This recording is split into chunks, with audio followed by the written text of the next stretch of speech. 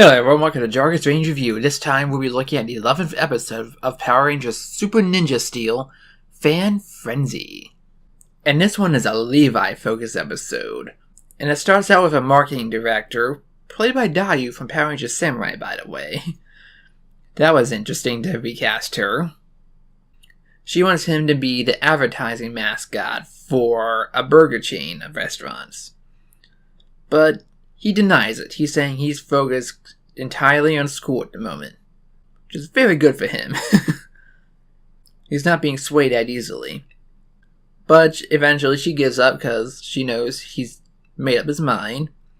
But on the way out, she sees Victor Vincent taking a big bite out of a burger. It looks slow motion and magical to her. She sees the opportunity for him to be famous with his charisma. And it's like a Ramo and a half Sailor Moon music playing over when she sees him there. So of course, since he can make him famous, he accepts the job right away. And begins to practice his lines. More on that later. Back with Levi, a fan comes up to him by the name of Chaz. And he tells him how he's such a big fan, how I sent him a letter a year ago, how one of his songs was his favorite because it always helped calm him down. We never knew what from, but hey, it changed his life apparently. Unfortunately, his manager sent him a signed picture of Levi saying, "Oh yeah, we should totally hang sometime." So Levi says, yeah, sure, we'll be able to fit that in sometime. Because he didn't want to let the guy down. And we don't know where Chaz comes from. Is he from town? Is he from the school? Did he come across the world? Who knows? Point thing is, he's here for the episode. So he's tagging along with him and being a little annoying, trying to be up in every moment of his. Fortunately, that doesn't last long because Calvin takes Mick to get some supplies for shop class. But he notices a buzz cam nearby. So he calls the other Rangers and the rest are able to run off and deal with that. Leaving Chaz to deal with Levi another time. And our monster this time is Dreadwolf. Now his ability is different. Well, first of all, he's a very formidable fighter.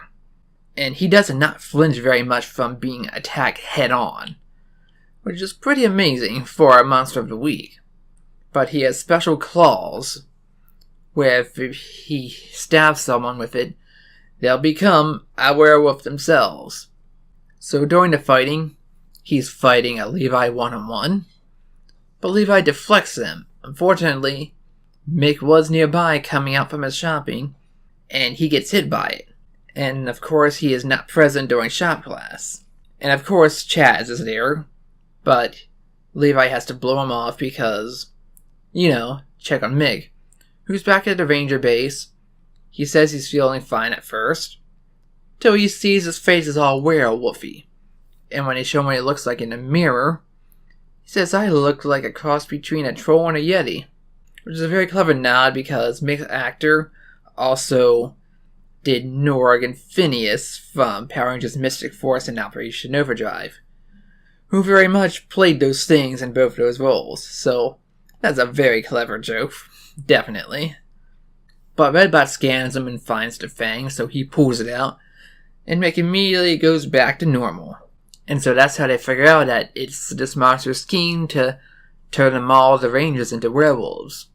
Now, on the way to the next encounter, Levi encounters Chaz again, who invited all his friends to come meet him and maybe go sign some stuff.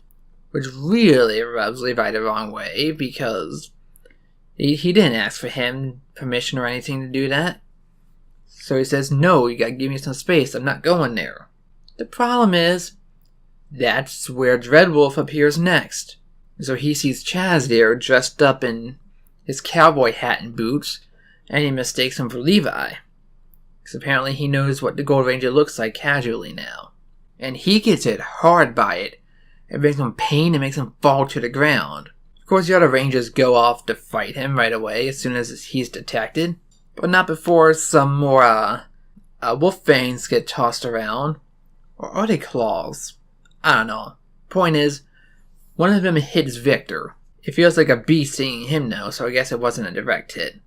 But it was enough to make an impact as he starts feeling weird. But he goes off to do his commercial. Fortunately, his stomach is feeling just awful every time he tries to do his line. Till eventually, he just howls and devours all the burgers used for, well, the commercial. Because it's taking out his hunger. And apparently, it shocks Monty and everyone there, because it wasn't in the script, but it's quite impressive. He really took a bite out of his hunger, that's for sure. But moving on from the comic relief, Levi stays behind in human form to deal with the werewolfified Chaz. He tries to talk to him and calm him down and get him peaceful. And remember, it's calm down. He remembers that line from the beginning about that song. So Levi starts seeing him, and it makes the Wolfman docile enough, just for a moment enough, to get that fang out of him. It turns Chaz to normal, and he just tells him, "Hey, it's gonna be okay, I'll meet you later, I gotta go do something." So he runs off, only a handful of feet away before jumping off into his morph form. And then Mick contacts him, saying there's something new in the Ninja Prism. Apparently it's the Gold Ranger wearing the Lionfire armor. So he says, "Great, send it to me." So he joins the battle and asks Brody to give him the star for the Lionfire power. So he gains it, and it looks really good on the Gold Ranger. Maybe even better than it did on Brody. And so he's able to take out Dreadwolf on his own. He's a fire punch, and Dreadwolf has this really cool looking full moon slash, where it's just this blood red moon and a bunch of sword slashes all at once. But with his new power, Levi is able to defeat him. He wasn't able to be scratched before, but this time, he can't take the strength of the Gold Ranger. So he's defeated, and immediately gigantified. Something I've noticed, it's been a long time since we've seen what it looks like to have the countdown, everyone vote to see if somebody gets gigantified.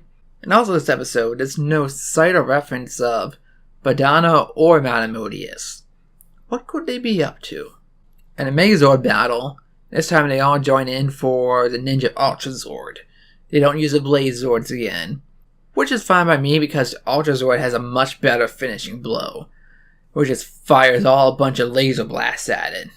So yeah, Wolverine's taken down instantly, but it was a treat to see that, especially after how lackluster I believe the new Zords will finish him off. So in the aftermath of everything, Levi meets with Chaz, apologizes for being so on edge, because Chaz had really poor timing since he was sort of in the middle of a Ranger business half the time he approached him. Anyway, Chaz's friends are chastising him because he said he was going to meet Levi Weston and he never did. But there we go, Levi shows up. He says he'll do some autographs, but first, let's hang out and make some music together. So his situation ends up fine. But then there's Victor, Vincent, and Monty. The advertising agent shows up, and he's offered a $1 million contract to do all sorts of appearances. But as the werewolf, unfortunately, he can't do it anymore because, well, it wasn't him to begin with, but he don't know that. So as soon as he has a glimmer of hope, it gets torn away from him. I gotta say, I really feel bad for Victor in this one, because he did nothing wrong. I mean, he was given opportunity, and he worked hard to try and make it work. And it was ruined by a monster, not even the Rangers' interference. I mean, really, the Rangers had nothing to do with him this time. Well, he did appear in one commercial at least, so maybe that'll help him in the future. But yeah, poor Victor. And even Monty had no agency this time except for helping him rehearse the correct lines. But overall, this was a decent episode. I mean, we got to see a new form for the Gold Ranger. The action was really well done. It looked cool. I'm surprised to say that this is a normal episode and it was more exciting than the anniversary episode we just had. I know I keep bringing it up, but that's because I have to because, well, it was the 25th anniversary and it was a rushed little nods of little bits of fan service and not much to celebrate it. But yeah, nothing too special about this episode's writing overall, but it was very solid and nothing I can complain about. So I definitely recommend seeing it. especially if you've enjoyed Ninja Steel up to this point. You'll definitely enjoy this episode. And so really we're left with no hint of foreshadowing of what's to come. So next episode will be a mystery, and hopefully Madame Odious will return. But until that time comes, this is Jargus. Thanks for watching, and let the power protect you.